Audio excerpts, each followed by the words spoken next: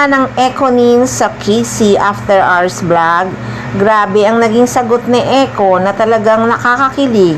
Nung dumating daw si Janine Gutierrez sa buhay niya, ay nahuli daw ng aktres or natagpuan siya ni Janine sa tamang oras. Kilig, diba? Parang mas tama yata yung pinagtagpo sila sa tamang panahon. Funny, no? Because I always tell her that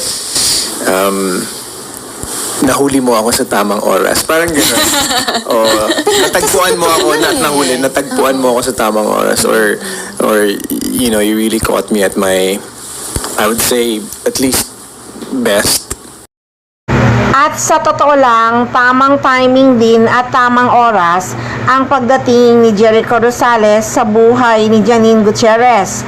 Dahil nung time na yon, nagmo-move on pa lang si Janine sa breakup nila ni Paolo Abilino.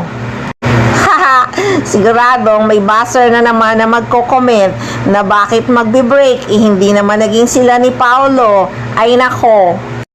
Basta, kabibreak lang ni Paolo Abilino at ni Janine Gutierrez nung panahon na dumating si Jericho Rosales sa buhay ng aktres. Kaya tama talagang sabihing pinagtagpo sila sa tamang panahon. Perfect timing talaga ang pagtatagpo nilang dalawa. Pero inamin din ng aktor na nagkaroon din siya ng pagdududa sa sarili niya if deserve niya na magkaroon ng panibagong karelasyon.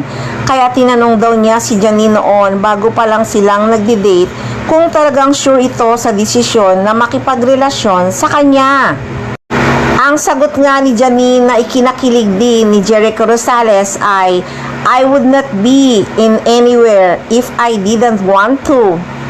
Hindi daw siya nagduda kay Janine Gutierrez kundi sa sarili niya. Dagdag pa nga ng aktor, "I was there in that kind of like partly sure, a bit doubtful about, am I deserving to be a relationship? Sigurista ako noon so I wanted to make sure kind of like for me and for us." Kaya napag-usapan daw talaga nila ni Janine Gutierrez noon na tapusin muna ang seryeng Lavender Fields bago sila pumasok talaga sa isang relasyon, although they were dating na rin. At ngayon nga 2 years na ang kanilang relasyon and still going strong. At pinatutunayan naman nila na talagang seryoso at sigurado sila sa kanilang relasyon. Yes, 2 years na nga ang relasyon ng Econin at going strong. Pinagtagpo talaga sila sa tamang panahon.